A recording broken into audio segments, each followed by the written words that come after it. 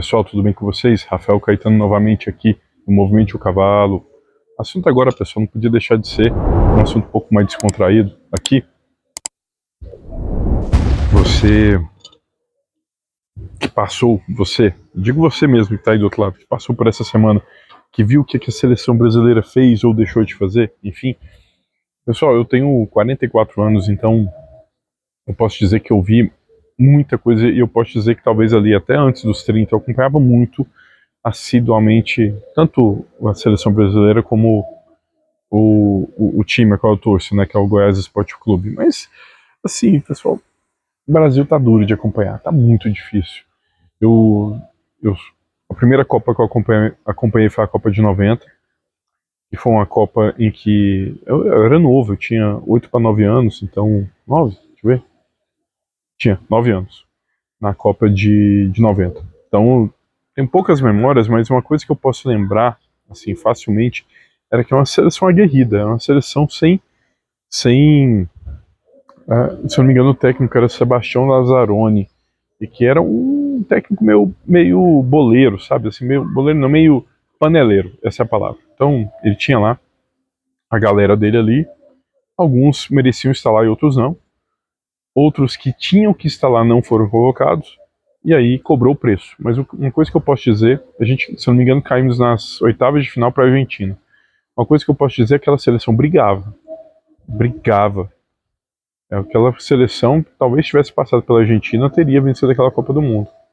Gol do Canidia lá driblando o Tafarel e assim por diante. A prova disso é que em 94, boa parte daquele time, e às vezes até com uma espécie de redenção, né, o próprio Tafarel, o Dunga principalmente, tiveram a performance que tiveram em 94. Né? Então, outra seleção que entrou para ganhar a Copa.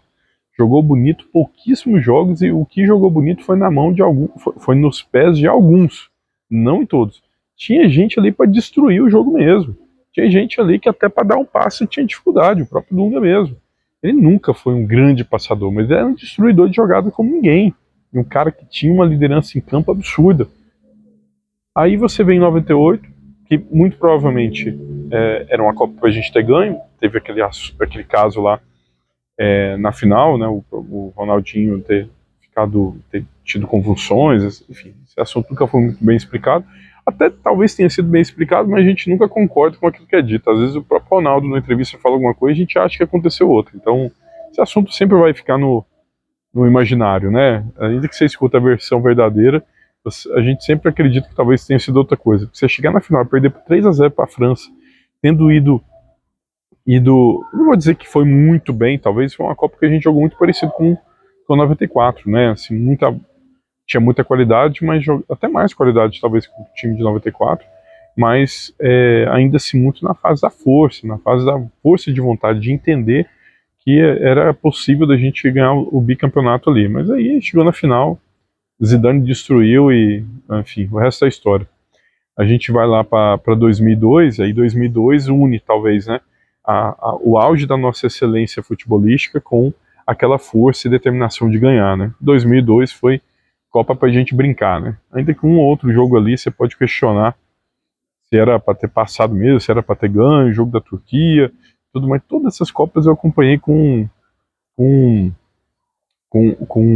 assim, com muito afinco, com vontade mesmo de assistir, até com orgulho de ser, né, brasileiro, na questão de futebol, tá? Eu tenho orgulho de ser brasileiro qualquer coisa, mas assistir com grandes intenções.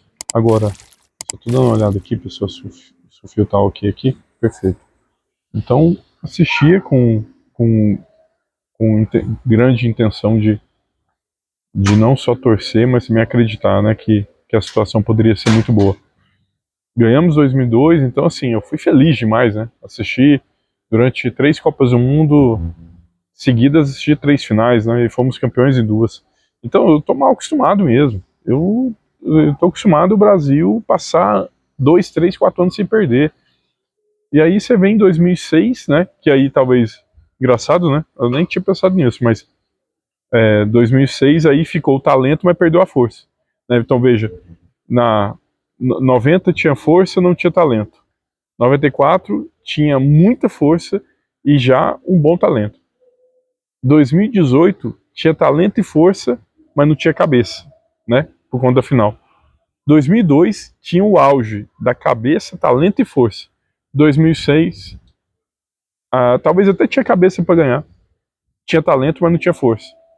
E aí, a gente vem para 2010, já foi uma Copa que a gente recuperou um pouco da força, mas ali a gente perdeu por detalhe. Aí veio 2014, sem comentários, né? Uma escalação terrível, a busca por algo no futebol que a chance de acontecer de novo é muito difícil, né? O estilo de jogo do Filipão estava ultrapassado já há algum tempo. Na Copa anterior já tinha dado sinais disso, porque Portugal chegou, né, em 2006, liderado pelo Filipão, mas chegou nas semifinais muito fragilizada já, não acreditando ser possível campeão, e não foi. Né? Portugal nunca foi, mas naquela Copa chegou perto. Chegou perto, tinha qualidade, mas não tinha cabeça. Aí vem 2010, enfim, perdemos por detalhe. 2014, a gente passa por aquilo que nós passamos. 7-1 foi muito duro. Dali para frente, a minha relação com a seleção brasileira definhou fortemente. E aí eu, 2018, já assisti com pouquíssima acreditação. Aconteceu algo parecido com a de 2010, né? Já na 2022 aconteceu algo também muito parecido com 2010 e 2018. Caímos nas quartas, enfim, parecia por detalhe, mas ali faltou cabeça. E agora talvez a gente está indo para uma Copa que talvez falte cabeça, falte futebol e falta força.